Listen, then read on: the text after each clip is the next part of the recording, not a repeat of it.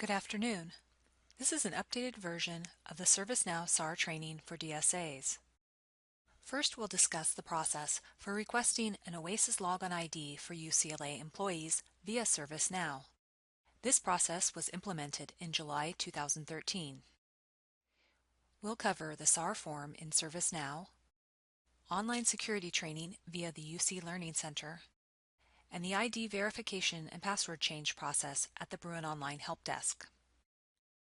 Then we'll go through 4 scenarios requiring a SAR and demonstrate how a SAR would be completed for each. Finally, we'll give you the URL for the test site to try out the SAR form. Plus, we'll provide contacts for follow-up questions or to check on the status of your SAR.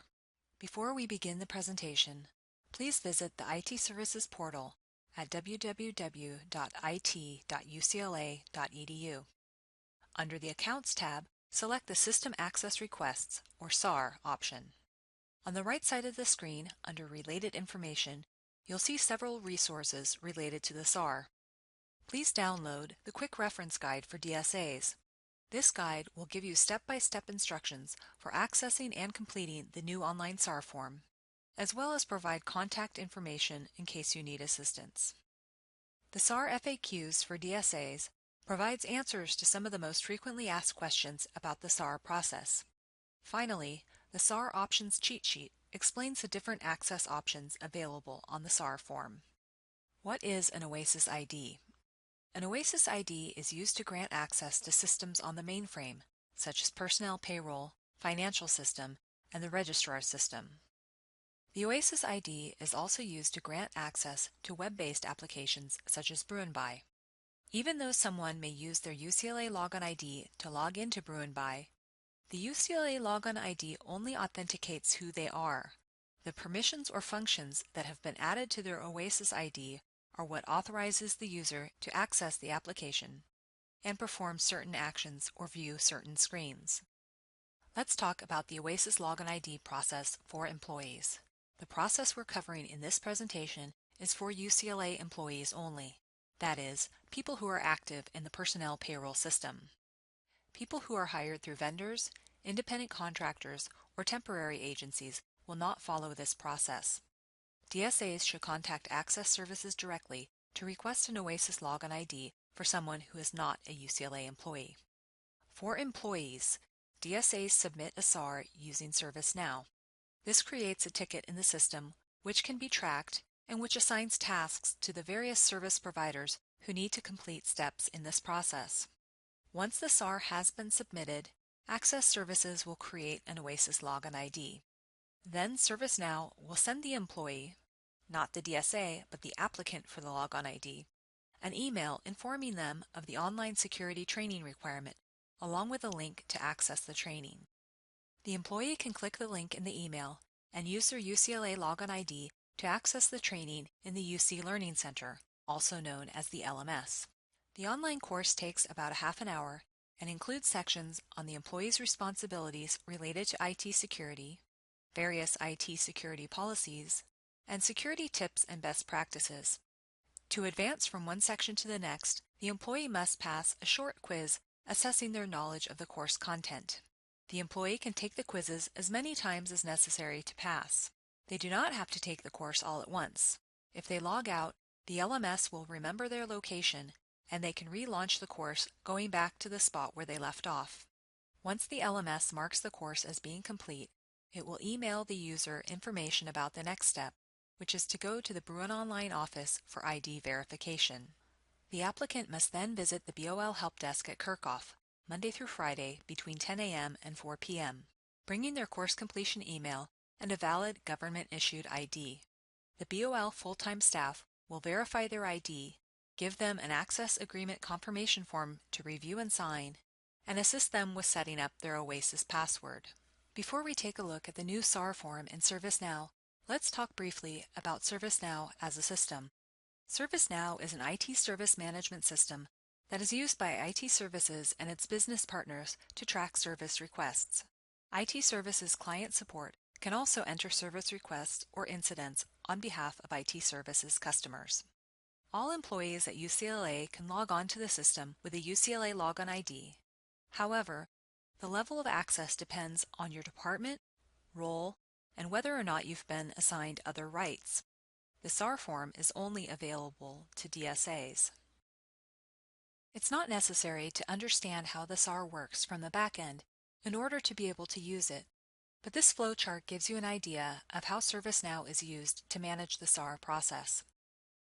On each SAR, the DSA may be requesting multiple items, as shown here. Each of these items is programmed in ServiceNow to follow a workflow, which means that tasks are sent to the groups that need to fulfill the request. In this example, the registrar's office would be automatically notified when a DSA has requested registrar's access. Sometimes an item may require multiple steps to complete. In the flowchart above, when PP/QDB Global Restricted 1 access is requested, first Corporate Financial Services will review and approve the request. Then the data warehouse will implement the new permissions on their server. The first example we're going to look at is for a new employee who needs an Oasis Logon ID and access to registrar's functions. After entering the URL for the ServiceNow site, I'll need to enter my UCLA Logon ID, and then enter my password and click Sign In. My ServiceNow homepage will look a little different from yours because of my department and the roles I've been assigned in ServiceNow. You'll also notice that this is a test site based on the header that says Test Environment at the top and the orange coloring as opposed to the blue coloring on the live site. To access the SAR, I'll click My Catalog under the Self-Service section in the left navigation. Some departments are using their own service catalogs in ServiceNow, so if you see a different catalog here, you may need to select All Catalogs, then choose Information Technology Services. I'm going to hide the left navigation to make it easier for you to focus on the form. I'll do this by clicking the small triangle button to the left of the welcome message. What I see in the service catalog also depends on what department I'm in and what other roles I might have. Only DSAs will see the link for a system access request under the Access Administration Services section of the service catalog. I'll click the link to start a new SAR. The first thing that I'll do is enter the name of the person for whom I'm submitting the SAR. I'll need to use their legal name as listed in the employment database. You'll notice when I type, ServiceNow auto-suggests matching names, and I'll click on the name to select it. Once I've selected the name, I'll see that the UID, department, and email fields are populated. I'll enter the department code for this employee's home department. In some cases, a person is paid out of one department, but their work is actually in another department. In that case, I would enter the department code for the other department, then enter that other department's name in the SAR department field. Next, the menu for requesting to add or modify Oasis Logon ID is defaulting to yes. This employee does not have an Oasis ID, and to request any permissions on this form, he'll need to also request an Oasis ID, so the default here will be yes. We also want to give him access to the registrar's function, so I'll check that box. The DSA will need to enter the supervisor's info. In this case, some of the IT services supervisory info has already been manually entered into ServiceNow, so I don't need to do this, but users outside of IT services will need to select the supervisor the same way they selected the applicant. The DSA information is automatically populated with my information and cannot be changed. Finally, I'll enter the FAU for this employee. Notice the red bars which indicate which fields are actually required. Once I've completed this first page, I'll click Choose Options. What ServiceNow does is split the form into separate tabs, one for each item that is being requested, in this case, an Oasis ID and registrar's functions. The information that I entered on the first page is copied into each of these forms, which will automatically create tasks for the service providers responsible for these items. I'll need to complete each tab by entering information in the Request section. Under the Oasis Logon ID tab, I'll scroll down to the Request section and select Add as the request type, since this is a new Oasis ID I'm requesting. I'll also need to add comments, including the business justification. I can also enter info such as the effective date, if I want to mimic another user's access, and other info which you used to put in the comments section of the old SAR form. I'll scroll back up and select the next tab to complete, and then fill out the request section, checking the add box and entering comments including the business justification. When I've completed all tabs, I'll scroll down and click Check Out. On the shopping cart page, I can see 2 items I'm requesting. These items will stay in my cart if I navigate away from this page, so if I decide that I don't want to request them, I should delete them, otherwise they may be included in my next order. I'll need to enter the applicant's name in the Requested For field by typing the name and then selecting it from the list. Please ignore the Deliver To and Special Instructions fields. These aren't applicable to this type of order. Any special instructions should go in the comments field on the individual item pages. Once I've entered the applicant's name in the Requested For field, I'll click Submit Order. On the confirmation page, I'll see a message that the request has been submitted. If at any time you want to check on the status of a SAR, you can contact IT Services Client Support. The contact information is on the second page of the DSA Quick Reference Guide. I'll click Back to Catalog to return to the Service Catalog. Now let's look at a second scenario.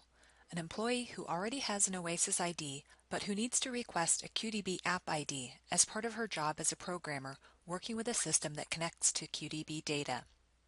Before we start on the demo, just a reminder that the SAR cheat sheet has information about these different access types.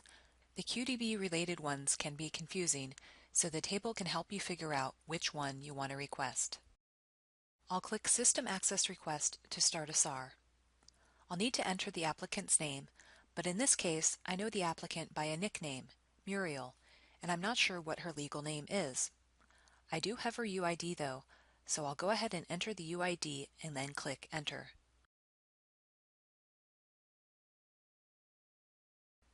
You'll see that Muriel's legal name, department, email, and OASIS ID are all populated. I'll enter her department code. Since Muriel has an OASIS ID, the Requesting to Add or Modify OASIS Logon ID menu defaults to No. I'm going to leave it as is. However, if I wanted to change something about her existing OASIS ID, such as her FAU or supervisor, I could switch it to Yes. Next, I'll check the box for the QDB App ID, which is the type of access I want to request for her. Notice that when I check the QDB App ID box, a few new fields open below. The QDB App ID is to get a logon for an application to access QDB data, rather than an individual logon. I'll need to enter the name of the application that is being developed and info about the backup. This isn't the backup DSA, this is a backup for the QDB App ID, someone who can be responsible for it should the primary applicant leave the department or university. I'll also enter the supervisor info and the FAU, and then click Choose Options. Since I'm only requesting one type of access, my SAR only has one tab for the QDB App ID form. Scrolling down to the Request section, I'll click Add, then enter comments. The SAR cheat sheet gives a little more info on the specific types of comments required for a QDB App ID, but I'll just put in some filler text here. Then I'll click Check Out. On the shopping cart screen, I'll review my order and change the requested for to Muriel.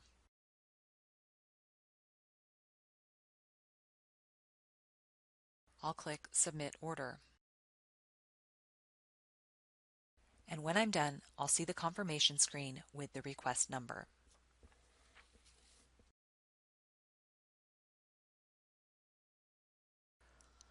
Let's look at a third scenario in which an employee who has an OASIS ID and PP QDB Global Restricted 1 access is transferring to another department. In the past, there has been some inconsistency in how departments handle transfers. The SAR FAQs available on the IT Services portal lists the responsibilities of each department. The old department, or the department the employee is transferring from, needs to delete all locally managed access, such as brew and buy. Then submit a SAR to delete any access managed centrally. We don't want the old department to transfer access to the new department because the old department may not know the specifics of the access the employee will need in their new role and new department, so we'll want the new department to request it themselves.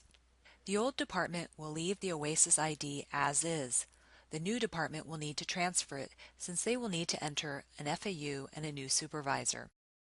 Once the employee has transferred, the new department, or the department they are transferring to, should submit a SAR to transfer the OASIS ID, entering a new FAU and supervisor, and also request any permissions that are managed centrally. Then the new department can assign any locally managed permissions.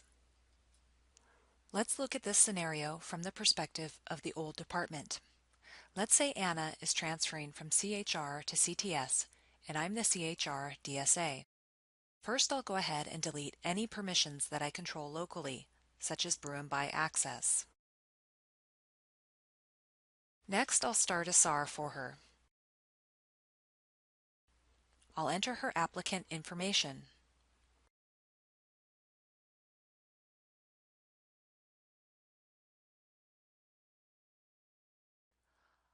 I'll leave the request to add or modify OASIS Logon ID to the default of No, since I'll leave it to the other department to transfer the ID. I just want to remove her PP/QDB Restricted Global 1 permissions, so I'll check that box. I'll complete her supervisor info and current FAU, then click Choose Options.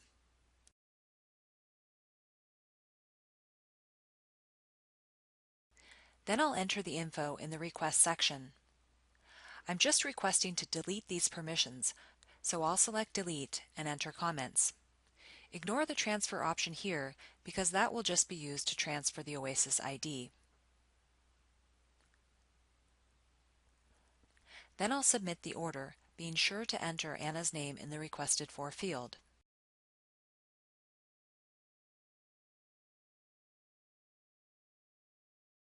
Next, let's say I'm the DSA in Anna's new department, CTS. Anna has just transferred to CTS, and I need to transfer her OASIS ID to my department and request permissions that she'll need in her new job. I'll start the SAR and enter her applicant information. Please note, her old department will display automatically until the monthly payroll update.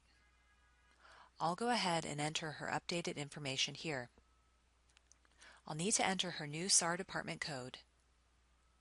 Next, I'll select Yes for requesting to add or modify an OASIS Logon ID because I'm going to want to transfer it to CHR. I'll also select PP/QDB Restricted Global 2 because after reviewing the SAR options cheat sheet, I've determined that is the level of access she needs in her new job. I'll enter her new supervisor info and new FAU and then click Choose Options. Under the OASIS tab, I'll scroll down to the Request section and check Transfer, then enter the Transfer From and the Transfer To departments, along with comments. Under the PP/QDB Global Restricted tab, I'll scroll down to the Request section and check Add, then enter comments including the business justification.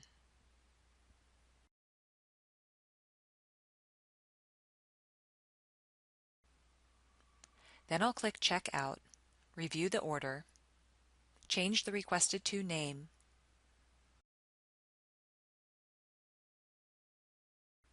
and then click Submit Order, and I'll see my order confirmation screen. Finally, let's look at an employee with an OASIS ID and student financial aid functions who is leaving the university. This example would be for a normal separation where an employee has given notice and is leaving UCLA. If you do have a situation where an employee is being terminated or there is some kind of security risk or confidential situation where this person's access needs to be removed as soon as possible, please call Access Services and your request will be processed immediately. Their contact information is on the quick reference guide.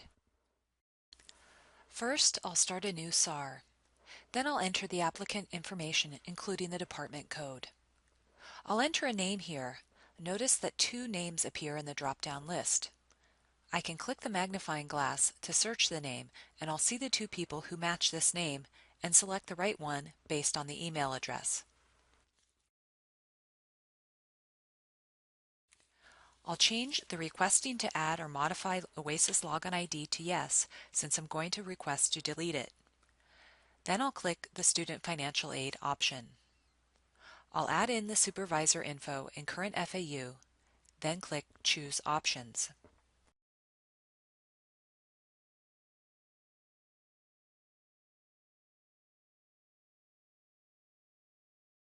Under each of the tabs, I'll fill out the request section by selecting Delete and entering comments. Keep in mind the comments should not contain confidential information. Then I'll click Check Out, review the order, and change the requested for name. I'll click Submit and see the confirmation page. These SARs for separating employees can be submitted up to 2 weeks in advance. Just be sure to note the effective date in the comments section. Now that you've seen some examples showing how to use the ServiceNow SAR form, you can try it out for yourself at the URL listed here. Be sure you see the orange header and test environment label before proceeding. Keep in mind that this is a test site and different features are actively being tested, so you may experience some inconsistencies. No emails are generated when using the test site. Thank you for taking the time to learn about the SAR process. If you have issues or questions related to the SAR form or want to check the status of a SAR you've submitted, please contact IT Services Client Support. Their contact information is listed here and is also on the Quick Reference Guide and throughout the IT Services portal.